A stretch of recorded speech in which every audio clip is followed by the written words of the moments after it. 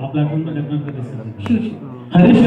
హరీష్ గారు మీరు రీమేక్స్ దానికి బెటర్ మేక్స్ కింద తీసుకున్నారు. అట్లాగే మీ మొదటి సినిమా నుంచి చూస్తే అప్కమింగ్ హీరోయిన్ అవ్వచ్చు, లేకపోతే కొత్త హీరోయిన్ అవ్వచ్చు, మీ సినిమా తర్వాత పర్టికులర్లీ వాళ్ళకి బెటర్ ఫ్యూచర్ కూడా వస్తుంది. అది ఎలా సాధ్యమవుతుంది? మీ సినిమాలో మీరు వాళ్ళకి ఏమి నేర్పిస్తున్నారు, వాళ్ళు ఎలా తయారవుతుంది?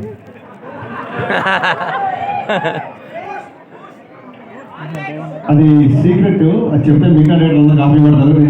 నేను చెప్తాను. సో అంటే మీరు వింటేజ్ లుక్ని రవితేజకి ఇచ్చారు. ఆయన ఏజ్ ఫ్యాక్టర్స్ వల్ల కూడా అక్కడ అంటే లుక్ బాగానే ఉంది, ప్రాబ్లం ఏం లేదు. లుక్ ఆ క్యారెక్టర్ కరెక్ట్గా సరిపోతుంది. సో మేకప్ విషయంలో కావచ్చు ఎట్లాంటి కేర్ తీసుకున్నారు రవితేజ గారి విషయంలో? కథ ఒక 85-95 మధ్యలో చదువుతుందని చెప్పే కదా. సో మీరు ఇప్పుడు రవితేజ గారి ఏజ్ గురించి మాట్లాడతారు కాబట్టి 85-90లో రవితేజ గారి ఏజ్ ఎంత ఉంటుంది బహుశా మీ ఉద్దేశం?